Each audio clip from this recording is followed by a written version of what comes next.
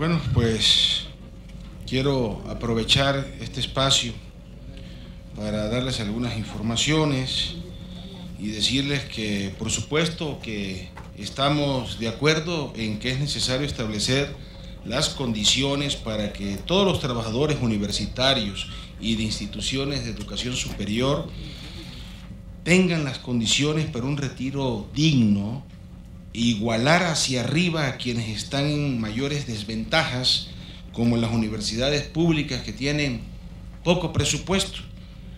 Y creo que el Estado mexicano tiene que participar en el rescate y fortalecimiento de las universidades públicas, y parte de ello sería garantizar a todos sus trabajadores seguridad social en salud y en sus pensiones. Eso creo que está muy claro. Asimismo, quiero comentarles que durante la semana se inscribieron dos iniciativas para su discusión ahora en el mes de mayo, y les quiero dar esta información. Es una iniciativa con proyecto de decreto por el que se reforma el artículo 93, fracción cuarta, primer párrafo y fracción 13ª, y se adiciona el párrafo 93, fracción cuarta, con un segundo párrafo de la ley del impuesto sobre la renta. Esta iniciativa se presentó el martes y ya está en San Lázaro porque es un tema de impuesto, ¿sí? Y es en materia de extinción del impuesto sobre la renta a retiros en una o en varias exhibiciones de los recursos acumulados en las subcuentas de retiro previstas en las leyes de seguridad social.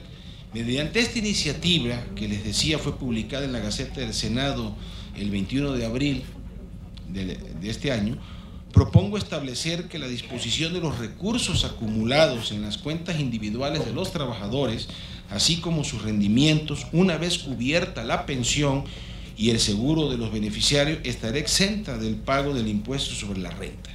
Asimismo, propongo que la disposición en una sola exhibición de los recursos acumulados en las cuentas individuales de los trabajadores que al final de su vida laboral no alcancen el derecho a una pensión por no haber cumplido los requisitos de cotización del IMSS o del ISSSTE, estarán exentas del pago del impuesto sobre la renta. Si no, ya ven que es el 20%, y pues cuando va uno a retirar, de por sí no hay, estamos platicando de que tendrán el 26% del último salario mínimo, y luego pues le quitan el 20% aproximadamente, pues ya se complica la cosa. Y hoy está publicada en la Gaceta Parlamentaria del Senado de la República otra propuesta de reforma a los artículos 3 y 25 transitorios de la Ley del Seguro Social, que fue publicada en el Diario Oficial de la Federación el 21 de diciembre del 97. Con la reforma de pensiones al Instituto Mexicano del Seguro Social del 95 y los trabajadores afiliados antes del 1 de julio del 97 y que continúan cotizando después de esta fecha, tienen derecho a elegir entre la pensión de la ley de 1973 o bien el de la ley de 1997. Este grupo es la llamada generación de transición. De acuerdo con el artículo 25 transitorio de la nueva ley de 1997, el límite superior de cotización, expresado en números de veces el salario mínimo del DF, para el seguro de invalidez y vida y los ramos de cesantía en edad avanzada y vejez, aumentó de 10 a 15 en el primer año de vigencia de la nueva ley, y de 15 a 25 veces el salario mínimo en un periodo de 10 años. Es así que a partir del 1 de julio del 2007, el límite superior de cotización es de 25 veces el salario mínimo en el caso del seguro de invalidez y vida y los ramos de cesantía en edad avanzada y vejez. De modo que, para calcular las pensiones de los trabajadores de la generación de transición y que eligen la ley de 1973, se considera el promedio de las últimas 250 semanas de salario cotizado con un límite de 25 veces el salario mínimo. Dicho de otra manera, el salario que sirvió de base para el pago de cuotas del IMSS hasta por un límite superior de 25 veces el salario mínimo es el límite que se debe considerar para el pago de las pensiones. Pongo un ejemplo. No se puede exigir, bajo la ley de 1973, una pensión con un tope de 25 veces el salario mínimo cuando el trabajador cotizó las últimas 250 semanas con un sueldo base equivalente a 10 veces el salario mínimo. Como tampoco el IMSS puede calcular una pensión con un sueldo base equivalente a 10 salarios mínimos cuando el trabajador cotizó las últimas 250 semanas con un sueldo de 25 veces el salario mínimo. El IMSS ya ha salido a declarar que ha venido calculando las pensiones de la Ley 73, considerando el salario base de cotización promedio del trabajador de las últimas 250 semanas con un límite de 25 veces el salario mínimo. Esto último conforme al artículo 25 transitorio y 28 de la Ley del 97.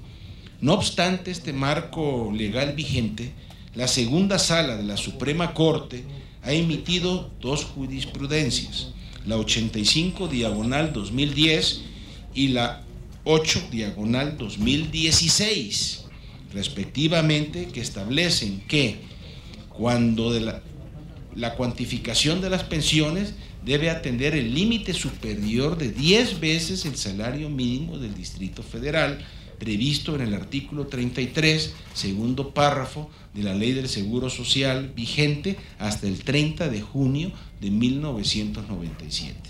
No obstante la aclaración del Instituto, en el sentido de que continuará calculando y pagando las pensiones considerando el límite superior de 25 salarios mínimos, consideramos conveniente presentar esta iniciativa de reforma a los artículos al 3º y 25 transitorio de la Ley del Seguro Social vigentes a partir del 1 de julio de 1997, con el propósito de dar plena certeza a miles de trabajadores de la generación de transición y sus familiares de que el monto de sus pensiones de elegir la Ley de 1973 se calcularán en todo tiempo con un salario diario promedio de las últimas 250 semanas de cotización hasta el límite superior de 25 veces el salario mínimo. Esto lo pueden obtener, hoy está publicado en la Gaceta Parlamentaria del Senado de la República. Asimismo, quiero invitarles para el día de mañana, donde vamos a tener la conferencia magistral Inversión de los fondos de pensiones en México en el contexto de la inestabilidad económica y financiera, y viene el maestro Alan Elizondo, del director general de Asuntos de los Sistemas Financieros del Banco de México, en representación del doctor Carstens, y seguimos con el panorama de las pensiones y sus reformas en el plano internacional. Va a estar muy interesante. Ahí tienen ustedes el programa y procederemos mañana también a la clausura de esta semana, ahora nacional, de la seguridad social.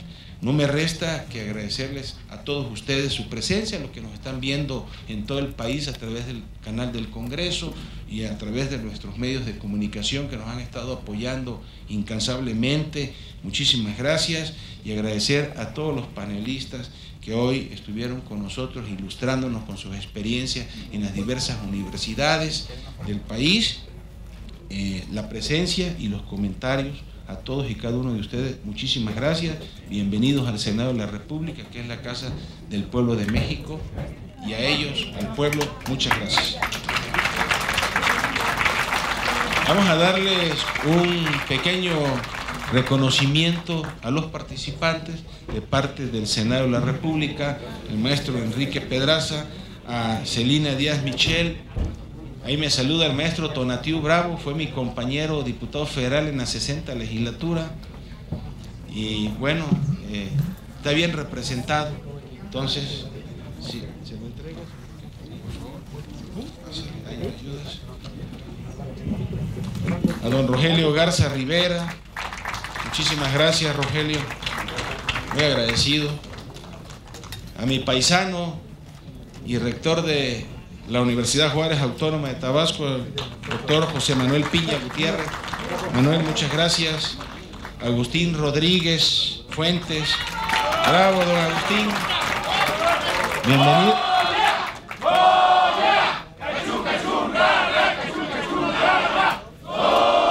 Universidad. Eso, muy bien. Don Francisco Díaz Aguirre, muchísimas gracias. Un placer. Sócrates Galicia. Por allá. Allá, a don Sócrates Galicia, a don José Óscar Tamayo Corral. Muchísimas.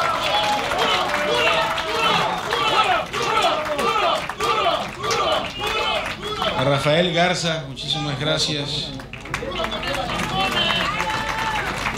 A don Javier Mendoza Rojas. Javier, muchas gracias, muy agradecido.